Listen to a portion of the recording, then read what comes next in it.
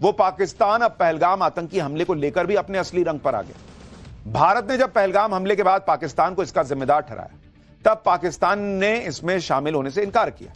लेकिन अब पाकिस्तान के एक मंत्री ने आतंकवाद पर अपने देश को बेनकाब कर दिया, तो उसके दूसरे मंत्री भी इस होड़ में शामिल हो गए। पाकिस्तान के डिप्टी पीएम और विदेश मंत्री इशाक डार ने पहलगाम हमले में शामिल पाकिस्तानी आतंकियों को फ्रीडम फाइटर बताया है, और यह पाकिस्तान की पुरानी फितरत रही है कि वो कश्मीर में एक्टिव अपने आतंकियों को फ्रीडम फाइटर बताता है। को पहलगाम हमले पर सपा प्रमुख अखिलेश यादव और ममता बनर्जी की पार्टी के सांसद शत्रुघ्न सिन्हा को एक बार सुनना चाहिए। पहलगाम हमले के बाद मोदी के एक्शन से जहां पाकिस्तान और पाकिस्तान के लोग घबराए हुए, वहीं समाजवादी पार्टी के मुखिया अखिलेश यादव को बीजेपी से डर लग रहा है। वो पहलगाम हमले में मारे गए लोगों से मिलने के लिए संबंध तलाश रहे हैं, जबकि पूरा देश उन्हें अपना मानकर आंसू बहा रहा है, बदले की मांग कर रहा है। सुनिए, जब अखिलेश यादव से कानपुर जाकर शुभम द्विवेदी के परिवार से मिलने पर सवाल पूछा गया तो कैसा जवाब दे रहे हैं। मुख्यमंत्री सभी कानपुर गए हैं, तो आप विपक्ष के नेता हैं, क्या आप भी जाएंगे?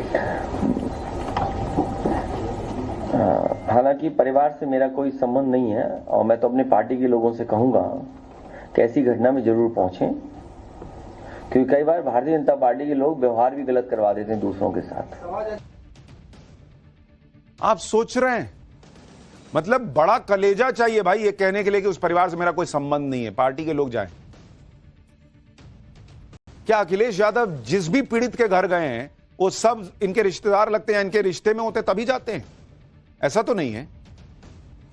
अब टीएमसी के सांसद शत्रुघ्न सिन्हा को देखिए, पहलगाम हमले में मारे गए लोगों के परिवार वाले चीख चीख कर कह रहे हैं कि आतंकियों ने चुन चुनकर हिंदुओं पर फायरिंग की।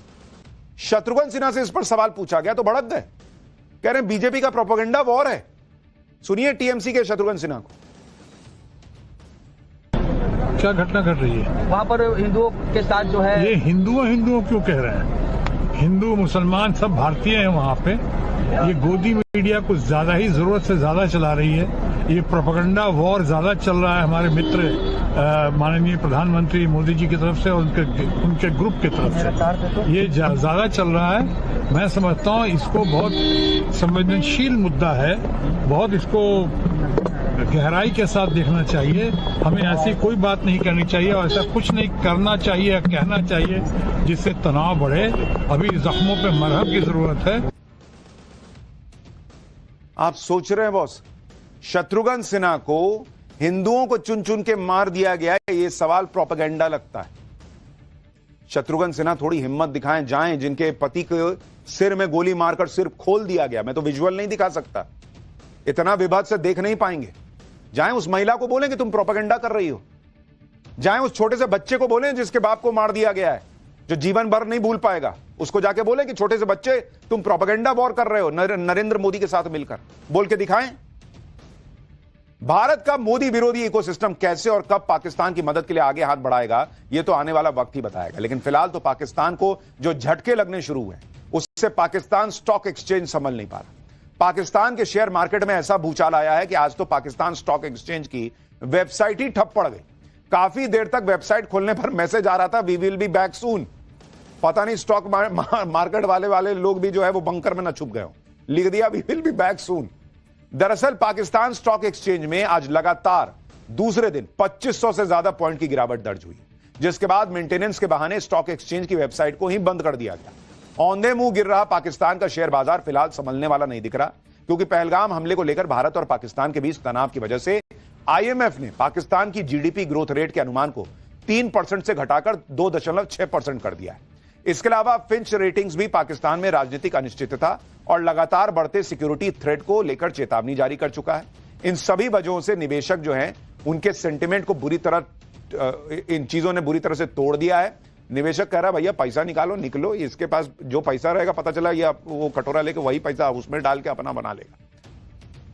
पाकिस्तान में लोग सिर पटक रहे हैं, पाकिस्तान खुद बौखलाया हुआ है और उसका किसी पर बस नहीं चल रहा, तो पाकिस्तान में इंडियन हाई कमीशन के बाहर तमाशा कर रहा है। आज पाकिस्तान में भारतीय उच्चायोग के बाहर प्रदर्शन हुआ। उच्चायोग का गेट फांदकर अंदर घुसने की कोशिश हुई।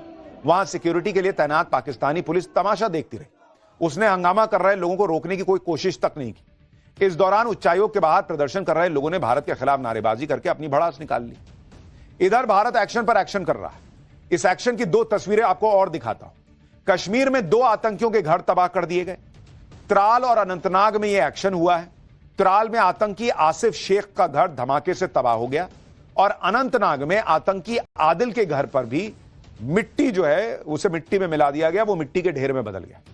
सुरक्षा एजेंसियों को यह शक था कि आतंकियों का यह घर उनका अड्डा था, इसलिए कल रात को सुरक्षा एजेंसीज ने सर्च ऑपरेशन चलाया। इसी दौरान घर में धमाका हो गया। ऐसी आशंका है कि घर में एक्सप्लोजिव रखे हुए थे। इसमें एक घर तो आतंकी आदिल का है जो पहलगाम हमले का दोषी है, जिसका स्केच सुरक्षा एजेंसीज ने जारी किया है। इस पर 20 लाख रुपए का इनाम है। आतंकी आदिल लश्कर का कमांडर है। वो 2018 में पाकिस्तान गया था, जहां उसने आतंकी कैंप में ट्रेनिंग ली। आदिल ठोकर ही पहलगाम हमले में पाकिस्तानी आतंकियों को गाइड कर रहा था। सुरक्षा बलों ने आतंकी आदिल के 2 भाइयों को एजेंसीज ने हिरासत में लिया है। कहा जा रहा है कि इस बात का शक है कि आतंकी के दोनों भाई ओवरग्राउंड वर्कर यानी आतंकियों के मददगार हैं। पुलिस और एजेंसियां दोनों इनसे पूछताछ कर रही हैं। आतंकियों के घर पर कैसे एक्शन हुआ और ग्राउंड पर क्या हालात हैं, जरा इसकी एक रिपोर्ट देखिए, फिर आपको दिखाता हूं कैसे ढूंढ ढूंढ कर आतंकियों का इलाज किया जा रहा है। जो ब्लास्ट हुआ है उसकी हम तस्वीरें आपको दिखा रहे हैं। ये गुरी का इलाका है, अनंतनाग का, दक्षिण कश्मीर के अनंतनाग का इलाका है, जहां पे आप जो तस्वीरें जो देख रहे हैं, आदिल ठोकर का घर बताया जा रहा है और इसी घर के अंदर जो है ब्लास्ट हुआ है। उस ब्लास्ट की वजह से ये घर जो है पूरी तरीके से तबाह हो गया। जो मैंने आपको जानकारी दी वो जम्मू कश्मीर पुलिस के हवाले से मैं बता रहा हूं कि जो कल स्केच जारी किए गए उनमें 2 विदेशी जो मिलिटेंट है उनके साथ साथ आदिल ठोकर का भी नाम आ रहा है। उसका फोटोग्राफ भी जम्मू कश्मीर पुलिस ने रिलीज किया। इस समय हम त्राल में मौजूद हैं, जहां पे तकरीबन 1:30 बजे के करीब ये धमाका हुआ और ये वो घर है जहां पे आशिक शेख का परिवार रहता था। आसिफ शेख का परिवार उस समय यहाँ पे मौजूद नहीं था, इसीलिए किसी को भी कोई भी हानि नहीं पहुंची है। हालांकि परिवार उस समय घर के बाहर था। आतंकियों के खिलाफ ताबड़तोड़ एक्शन का एक और चैप्टर देखिए। आज कश्मीर के पहलगाम में, अनंतनाग में, कुलगाम में, हंदवाड़ा में जगह जगह सर्च ऑपरेशन चला है और संदिग्ध आतंकियों के घर का कोना कोना खंगाला जा रहा है। अभी तक आतंकियों की तलाश सिर्फ जंगलों और पहाड़ों में हो रही थी। अब सेना और स्पेशल ऑपरेशन ग्रुप के जवानों ने घर घर में घुसकर तलाशी लेना शुरू किया है। सुरक्षा बलों को शक है कि पहलगाम हमले को अंजाम देने वाले आतंकी इन घरों में छिपे हो सकते हैं। सुरक्षा बलों के जवान हर संदिग्ध घर की तलाशी ले रहे हैं। आप देखिए किस तरह से एक एक घर में अंदर जाकर ढूंढा जा रहा है। मतलब चप्पा चप्पा जो है उसको खंगाला जा रहा है, छाना जा रहा है। यह जबरदस्त ऑपरेशन बॉर्डर के पास वाले इलाकों में चल रहा है। पहलगाम में हमले के बाद हर जगह आतंकियों की तलाश की जा रही है और जहां भी जरा भी संदेह होता है सुरक्षा बलों की टीम वहां धावा बोल देती है। गुलमर्ग में भी ऐसे ही एक संदिग्ध घर पर सुरक्षा बलों ने धावा बोला। हमारे सहयोगी अनुज मिश्रा वहां मौके पर थे। जरा एक्सक्लूसिव रिपोर्ट देखिए कैसे सब कुछ चल रहा है वहां पर।